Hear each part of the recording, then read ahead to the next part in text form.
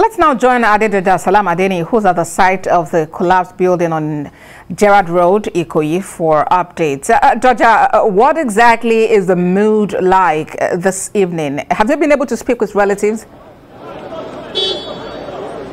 Yes, absolutely, boss. It has been an extreme tiredness from keeping vigil day and night here at Gerrard Road, the venue of the 21 building collapse in Lagos. Relatives are here standing. Many of their faces are strong. And of course, at this site here, work has been on post. They told me that they have operational intervals. Relatives here are thinning out. They are angry. They are tired. Many of them said they don't know the condition of their, loved ones being here 5 days after. So they are kind of pitifully hopeless. That is the situation. Some of them have refused to talk to me on camera. Can we move forward? I've seen the help desk. The help desk has been providing psychosocial support. But many of the relatives here are very, very hungry, as I said earlier. They are tired, they are angry, they are pitifully hopeless of getting anyone out of this rubble that looks like a mountain alive any longer at this moment. Many of them told me they know that the worst has happened to their family members, but what they are waiting for right here now is to have the remains of their loved ones for befitting burials. Some that spoke with me behind the camera also said they are keeping hope alive. Maybe a miracle can happen. This man here, I've been speaking with him since I came into this place. He's so angry. And he told me he has 22 people that came all the way from Ogun State to work on this site. It's only 2 people that have survived, and those ones are still in the hospital, at the hospital receiving treatment. 20 others is waiting to receive them. Of course, he knows whatever he's waiting for.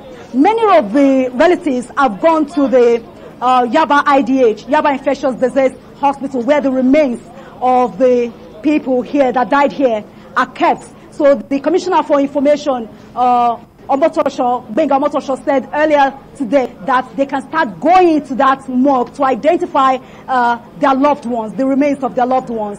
But he said there are some that are affected beyond recognition, and those ones, the Lagos State government will be providing autopsy. So let's see if this man can actually talk to me. See, I really sympathize with you, no doubt about it. So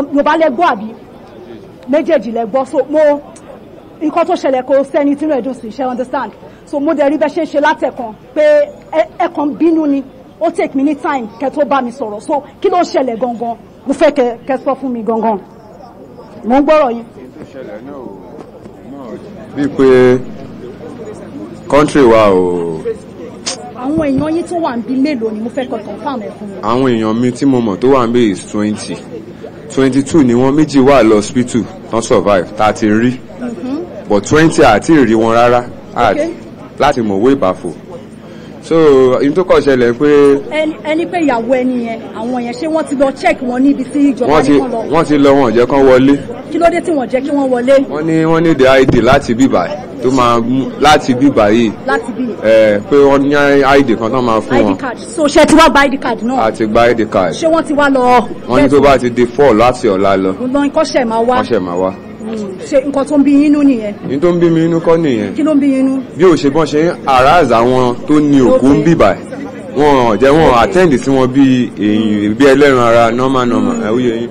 All right, ẹ pẹ̀lẹ́ sà, Ọlọ́run á dùn yín nú, ẹ pẹ̀lẹ́. So what he has been telling me is that he has 22 of his people that have come here from Ogun State, Ibafo precisely, to work on this site before the building caved in, and many of them were on the 14th floor. So people that were on the 14th floor, 2 of them survived, and they're currently receiving treatment at the Odon Hospital that I visited 2 days back. So, and he said 22 others have not been, accountable for. And so he's sitting here. I said the wife of some of those people have gone to the mortuary to identify the remains of their loved ones, but they are still sending them back here for a kind of identification card. And I asked him if they have been given the identification card. He said yes, they actually came back here to get the identification card, but they are still asked to come back tomorrow for identification, and that's why he's so angry. It took me time to actually persuade him to talk. And that is not just about him. That is for many of them that I've already spoken with. I told you earlier that many have lost hope.